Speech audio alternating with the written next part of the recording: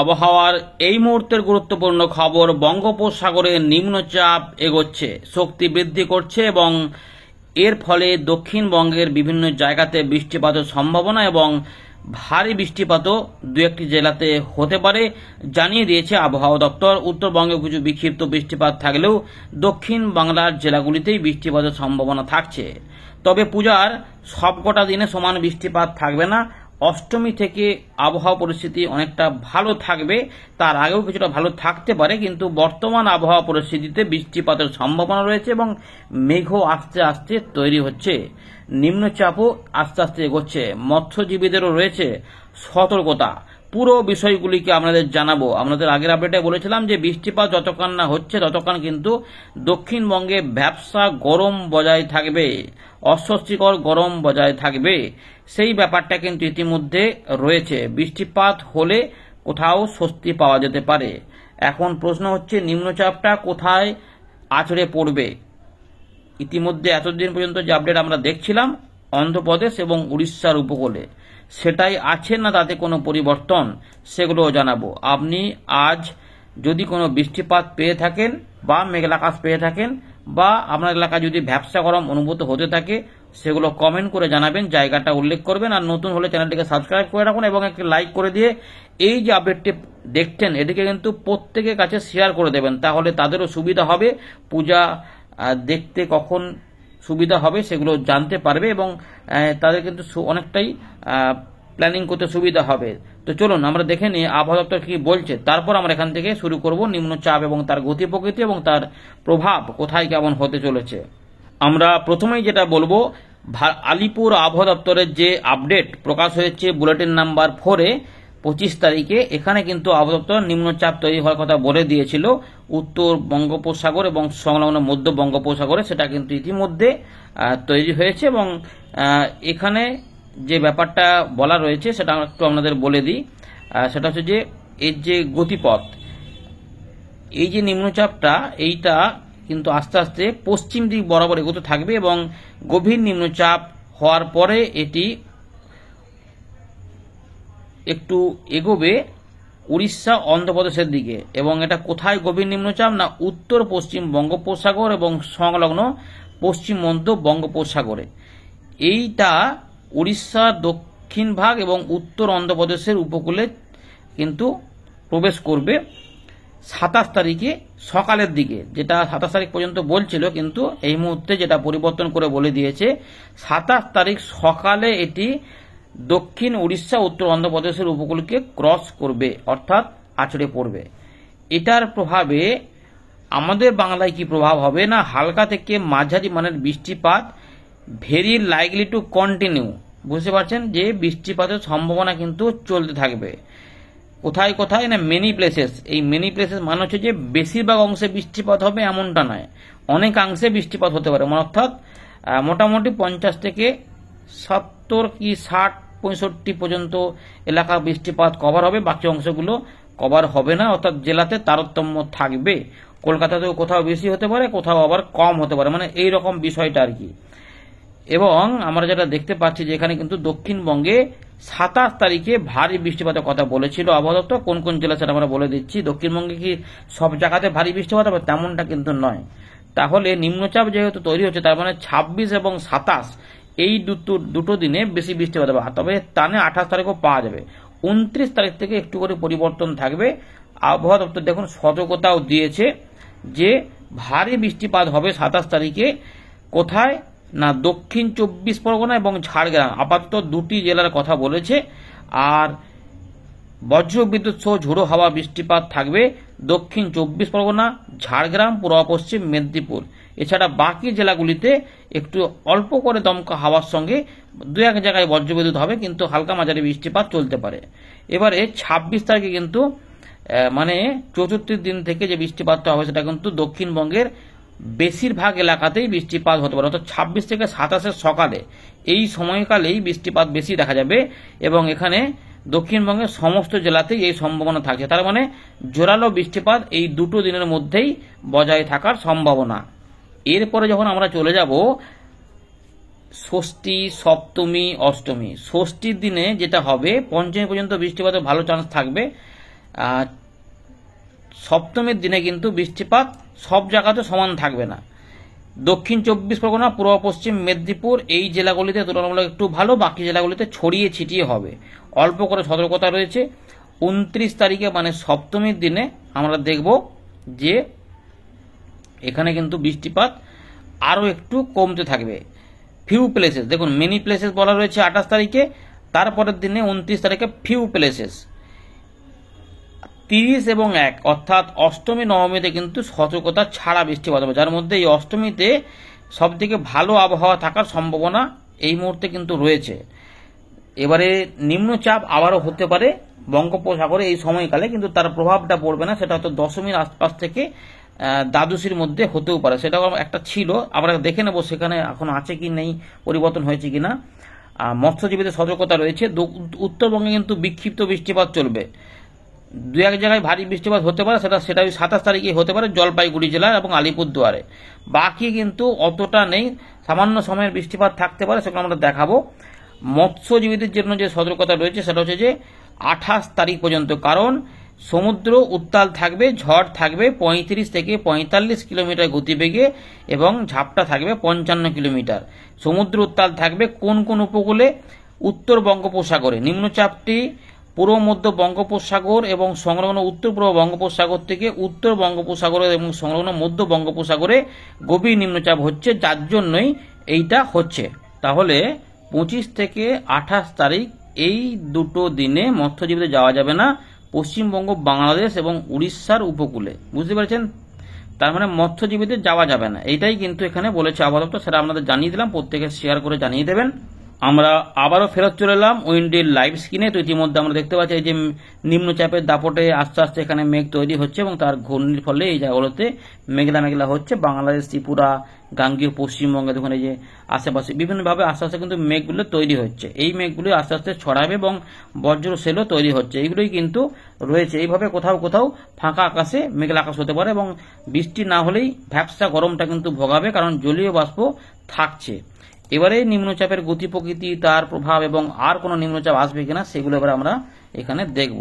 তো ইতিমধ্যে নিম্নচাপের যে প্রভাব, সেটা নিম্নচাপ যে ক্ষেত্র রয়েছে, যে নিম্নচাপ দেখতেই পাচ্ছেন যেটা শক্তি বৃদ্ধি করার কথা বলেছিল আবহাওয়া দপ্তর, সেটা কিন্তু ইতিমধ্যে এই জায়গাতে এইখান থেকে তৈরি হয়েছিল পূর্ব মধ্য বঙ্গোপসাগর সংলগ্ন উত্তর পূর্ব বঙ্গোপসাগরে ঘূর্ণাবর্ত এই দিকে গিয়ে এতটা এসে আসছে আর এই দিক থেকে আস্তে আস্তে এটা শক্তি বৃদ্ধি করাবার জন্যই কি হচ্ছে না, এই জায়গাগুলোতে ঝোড়ো হাওয়া থাকছে, যার জন্য প্রচুর জলীয় বাষ্প এখানে ঢুকে পড়বে উপকূলবর্তী এলাকাগুলিতে, যার জন্যই বৃষ্টিপাতটা থাকবে এবং স্থলভাগেও প্রবেশ হবে। 60-65 পর্যন্ত ঝাপটা পাওয়া যাচ্ছে এই জায়গাগুলোতে, তার জন্য মৎস্যজীবীদের কোনোভাবেই যেতে নিষেধ করে দেওয়া হয়েছিল। তো 26 তারিখে দেখা যাচ্ছে নিম্নচাপটা আস্তে আস্তে যখন এগোবে এবং 27 তারিখ একদম সকালে বলেছে এটা উড়িষ্যা, অন্ধ্রপ্রদেশের উপকূল আছড়ে পড়বে। এই সময়কাল পর্যন্ত কিন্তু আমরা দেখব 26 থেকে 27, এর জন্য বৃষ্টিপাত বাড়িয়ে দিয়েছে আবহাওয়া দপ্তর। আমরা দক্ষিণবঙ্গে কিছু দমকা ঝোড়ো হাওয়া দেখব, ঝাড়খণ্ডেও দেখব, রাঁচি, ধানবাদ দেখুন মোটামুটি 40-50 কিলোমিটার গতিবেগে, কোথাও কোথাও 30 থেকে 40, কোথাও দেখা যাচ্ছে যে 50 বা তার বেশিও গতিবেগ থাকতে পারে, মানে 45 থেকে 55 মধ্যে দমকা ঝোড়ো হাওয়া। বাংলাদেশেও কিছু কিছু অংশে খুলনা, বরিশাল বিভাগেও এই দমকা হাওয়া দেখা যাবে, মালদা পর্যন্ত দেখা যাচ্ছে। আর অন্ধ্রপ্রদেশ, উড়িষ্যার দিকে থাকবে, সমুদ্র তো থাকছেই, সমুদ্রের গতিবেগ মোটামুটি আমরা দেখে নিচ্ছি 60, 61, 62।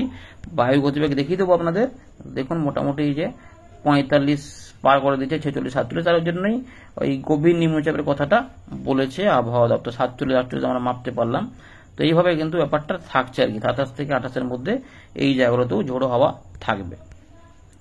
এবারে আমরা আরেকটা দেখে নেব যে আর এইটা চলে যাবে, তো 27 তারিখ হয়ে গেল, 28 তারিখের ভেতরে প্রবেশ করে যাচ্ছে, আর একটা টাইফুনের মতো করে এসে এখানে আছড়ে পড়ছে, সেটা আমাদের এখানে কিছু প্রভাব দেখাবে কিনা দেখে নেওয়া যাক। আপাতত কিছু নেই। আচ্ছা, এইখানে আবার গুজরাটের কাছে গিয়ে এটা শক্তি বাড়িয়ে আবার এখানে একটা গভীর নিম্নচাপের মতো ব্যাপার দেখা যাচ্ছে, এখানে 70-88 পর্যন্ত গতিবেগ তুলে নিচ্ছে বায়ুর ঝাপটাতে। 30 তারিখ হয়ে গেল, এবারে 1 তারিখ, 2 তারিখ, 1 তারিখে আবার কিন্তু বঙ্গোপসাগরে আরও একটা নিম্নচাপের সম্ভাবনা দেখা যাচ্ছে, ওই উড়িষ্যা, অন্ধ্রপ্রদেশের কাছাকাছি, কিন্তু এটা উত্তর উড়িষ্যার দিকে বেশি। এটার প্রভাবে 2 থেকে 3 মানে আবার একটা গভীর নিম্নচাপ হতে পারে। 65 কিলোমিটারের ঝাপটা, বায়ুর গতিবেগ মাপবো, দেখাবো। এখানেও কিন্তু 47-48 প্রায় 50-এর কাছাকাছি গতিবেগ আমরা দেখতে পাচ্ছি, মাপা যাচ্ছে। অর্থাৎ 2 তারিখে আবার একটা গভীর নিম্নচাপ, অর্থাৎ পূজার শুরুতে গভীর নিম্নচাপ, আবার পূজার শেষেও গভীর নিম্নচাপ। এইটাও কিন্তু পশ্চিমবঙ্গ বাংলাদেশে প্রভাব দেখাবে এবং এই দিকে দুদিকে এখানেও একটা নিম্নচাপের যেটা ওইখানে অবস্থান করছিল সেটাও বর্তমান থাকার কথা দেখাচ্ছে। দুদিকে দুই সাগরে দুটো নিম্নচাপ, গভীর নিম্নচাপ, বুঝতে পারছেন। এটাও 3 তারিখ 4 তারিখে মানে একাদশী দ্বাদশীর দিনেও বৃষ্টিপাত থাকবে। চলুন এবারে বৃষ্টিপাতগুলো দেখায় আমাদের। এই যে 4 তারিখ 3 তারিখ বৃষ্টিপাত, 3 তারিখ 4 তারিখও কিন্তু বৃষ্টিপাত থাকবে, অর্থাৎ একাদশী দ্বাদশীর দিনেও কিন্তু বৃষ্টিপাত থাকবে। এখানে ত্রয়োদশীর দিনে বৃষ্টিপাতটা কমে যাবে, কিন্তু বৃষ্টিপাত আবার এখানে চলে আসছে এই উত্তরপ্রদেশের কাছে। যাই হোক, আমরা দশমীর দিনে দেখে নেব বৃষ্টিপাত হবে কি হবে না। সারাদিন মোটামুটি সেরকম খুব একটা কিছু থাকবে না, একটু অল্প স্বল্প সকাল রাত থেকে সকালে একটু আসতে পারে, বেলার দিকে পরিষ্কারই থাকবে, কিন্তু বিকেল বেলার দিকে একটু আধটু হালকা হালকা কোথাও কম কম বৃষ্টিপাত, মানে খুব কম কম এলাকাতে হালকা বৃষ্টিপাত হতে পারে। বুঝতে পারছেন যে হালকা বৃষ্টিপাত মানে 3-4 মিলিমিটার, মানে একটু হালকা বৃষ্টিপাতের মানে বৃষ্টি বৃষ্টি পরিবেশ এরকম ব্যাপার থাকতে পারে। চলুন এবারে বর্তমান আবহাওয়া পরিস্থিতি দেখে নেওয়া যাক। রাত থেকে সকালে বৃষ্টিপাত কি আসবে? খুব একটা বেশি দেখা যাচ্ছে না, তবে টুকটাক মেঘ হচ্ছে, তাই টুকটাক একটু কোথাও কোথাও চলে আসতে পারে কলকাতা সংলগ্ন এলাকাতে। এবারে 26 তারিখ বৃষ্টিপাত থাকবে। উপকূলবর্তী এলাকাতে প্রথমে মেঘলা আকাশ হবে, দমকা হাওয়া আস্তে আস্তে বাড়বে, রোদের মধ্যেই মেঘলা আকাশ দেখা যাবে এবং বৃষ্টিপাত আসবে ঝাড়খণ্ড, উড়িষ্যা, গাঙ্গীয় পশ্চিমবঙ্গ, কলকাতা, হাওড়া, হুগলি, 24 পরগনা এবং তার সঙ্গে পুরুলিয়া, বাঁকুড়া, ঝাড়গ্রাম, মেদিনীপুর সহ এখানে আমাদের পূর্ব পশ্চিম বর্ধমান, নদিয়া, মুর্শিদাবাদ এবং বাংলাদেশের রাজশাহী সহ খুলনা, বরিশাল বিভাগে কিছু কিছু বৃষ্টিপাত থাকবে, কিন্তু মেন বৃষ্টিগুলো এই অংশটাতেই থাকবে। একই সময়কালে উত্তরবঙ্গে কিন্তু বৃষ্টিপাত সেভাবে দেখা যাচ্ছে না এবং ত্রিপুরা, মিজোরামেও বৃষ্টিপাত কম দেখা যাচ্ছে বা লাইট বৃষ্টিপাত দেখা যাচ্ছে। সুতরাং 26 তারিখে বৃষ্টিপাত একটু হবে এবং কোথাও কোথাও একটু জোরালো পরের দিকে হতে পারে, মানে বাঁকুড়া, বর্ধমান সংলগ্ন এলাকাতে বৃষ্টিপাত রয়েছে। সোনামুখী থেকে বর্ধমান, গুসকরা, বোলপুর, কাটোয়া, কালনা, মুড়াগাছা, মেহেরপুরের কাছাকাছি বেলডাঙ্গা, নওদা, এই হরিহরপাড়া, আজিমগঞ্জ এগুলোতে কিন্তু বৃষ্টিপাত থাকবে এবং হুগলি, কলকাতা ধরে মেদিনীপুর সহ ঝাড়গ্রামের দিকে বজ্র বিদ্যুৎ সহ বৃষ্টিপাত এখানে হবে। আর 27 তারিখে আমরা দেখতে পাচ্ছি 26 থেকে 27-এ বৃষ্টিপাত বাড়বে, রাত থেকে সকালে কিছুটা মেঘলা আকাশ তো থাকবে, এইগুলোতেও কোথাও কোথাও বৃষ্টিপাত আসতে পারে। তো উত্তরবঙ্গে বৃষ্টিপাতটা টুকটাক হতে পারে, কিন্তু বিক্ষিপ্ত ভারী বৃষ্টিপাত বলেছে সেটা হচ্ছে যে উত্তরবঙ্গে কিন্তু 26 রাত থেকে 27 সকালে এখানে বৃষ্টিপাত হবে, অর্থাৎ চতুর্থী থেকে পঞ্চমীর সকালে বিক্ষিপ্তভাবে হালকা মাঝারি বৃষ্টিপাতের পাশাপাশি দু এক জায়গায় ভারী বৃষ্টিপাত নেমে পড়তে পারে, কোচবিহার, জলপাইগুড়ি সংলগ্ন কিছু এলাকাতে হয়ে যেতে পারে এবং আসাম, মেঘালয়েও কিছু বৃষ্টিপাত বাড়তে পারে।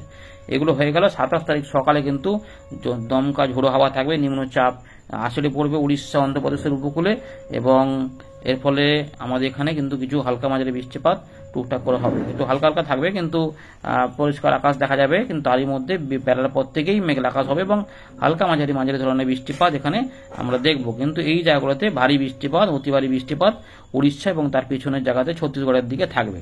তাই 27 তারিখ পর্যন্ত আমরা বৃষ্টিপাতটা পাবো, অর্থাৎ চতুর্থী এবং পঞ্চমী বৃষ্টিপাতের সম্ভাবনা বেশি, তারপর নিম্নচাপটা সরে যাবে গুজরাট এবং মহারাষ্ট্রের দিকে এবং 28 তারিখে বৃষ্টিপাত অনেক কমে যাবে, কিন্তু একবার এক পশলা বৃষ্টিপাতের সম্ভাবনা থাকবে বিকেলবেলার পর্যন্ত। বিকেলের পর থেকে কিন্তু বৃষ্টিপাত দাপট কমে যাবে, অর্থাৎ ষষ্ঠী থেকেই মোটামুটি আমরা ষষ্ঠী কিন্তু দেখুন খুব বেশি বৃষ্টিপাত নেই, একদম উপকূলবর্তী জেলাগুলিতেই মূলত একটু চান্স বেশি। সেক্ষেত্রে যদি কলকাতা, দক্ষিণ, হাওড়া, দক্ষিণ 24 পরগনা এবং মেদিনীপুর, ঝাড়গ্রাম সংলগ্ন এলাকাতে একটু বৃষ্টিপাত রয়েছে, বাকি এলাকা কিন্তু অতটা নেই। বাঁকুড়া বা মুর্শিদাবাদ, নদিয়ার দিকে অল্প স্বল্প সামান্য একটু দুপুরের দিকে হতে পারে, কিন্তু বিকেলবেলা থেকে আর বৃষ্টিপাতের দাপট দেখা যাবে না, সব বৃষ্টিপাত হয়ে যাবে গুজরাটের উপকূলে। বুঝতে পারছেন? এইটা হয়ে গেল 29 তারিখ সপ্তমী এবং অষ্টমী, এই দুটো দিনে এখনো পর্যন্ত আপডেট যে দারুণ শুকনো আবহাওয়া থাকবে। পূজা হপিংয়ের ক্ষেত্রে বা প্যান্ডেল হপিংয়ের ক্ষেত্রে বলা যায় যে পরিবেশ ভালো পরের দিকে আসবে। 1 তারিখ নবমীর দিনে সকালবেলা পর্যন্ত ভালো থাকবে, দুপুরের পর থেকে আবার বিক্ষিপ্ত হবে, হালকা বৃষ্টিপাত হতে পারে, নিম্নচাপ, কিন্তু দশমীর দিনে বৃষ্টিপাতের ইঙ্গিত রয়েছে। 3 তারিখ 4 তারিখে এই বৃষ্টিপাত বাড়বে, কারণ নিম্নচাপটা গভীর এবং সেটা আস্তে আস্তে গভীর নিম্নচাপটা ভেতরে প্রবেশ করে। তাই দশমী, একাদশী এবং দ্বাদশীর সকাল পর্যন্ত আমরা বৃষ্টিপাত দাপট একটু দেখব, সকালের পর থেকে একটু করে কমতে পারে, কারণ নিম্নচাপটা এখানে চলে যাবে এবং এখানেও নিম্নচাপটা থাকবে, যেটা একটু আমরা দেখাচ্ছিলাম যে এখানে একটু আবার একটা গভীর নিম্নচাপের গতিবেগ পাওয়া যাচ্ছে, না বেশি 105 105 এবং বায়ুর গতিবেগ 65-66। আবার ঘূর্ণিঝড় হয়ে যাবে না তো? ঘূর্ণিঝড় হয়ে যাবে না তো? এইসব ব্যাপার থাকছে। সুতরাং কি হবে না হবে এখনো দেরি আছে। এখন কোথায় কি হয়, এই যে আবার ওটা ওমানের দিকে আছড়ে পড়ার সম্ভাবনা দেখা যাচ্ছে এই মুহূর্তে। 9 তারিখের দিকে আর কিছু নেই না, আবার ওটা আবার চলেও আসছে, বুঝতে পারছেন? এদিকে যে আবার এখানে যেতে পারছেন, এখানে কমে যাচ্ছে, শক্তি কমাচ্ছে। তো এরকম একটা ব্যাপার রয়েছে। যাই হোক, আপনাদের জানিয়ে দিলাম যে গভীর নিম্নচাপ, যার ফলে আমরা বৃষ্টিপাত 27 তারিখ পর্যন্ত ভালো পাবো, এবং মানে পুজোর সময়তে এই বৃষ্টিপাতটা হবে। 28 তারিখ থেকে বৃষ্টিপাত একটু করে কমতে থাকবে, এবং 29-30-এ খুব ভালো আবহাওয়া থাকবে। 1 তারিখেও ভালো পাওয়া যাবে, মানে সপ্তমী, অষ্টমী, নবমী, ষষ্ঠীতেও কিছুটা পাওয়া যাবে। আর দশমী থেকে একাদশী, দ্বাদশী একটু বৃষ্টিপাত আবার আসবে গভীর নিম্নচাপের দাপটে। ধন্যবাদ।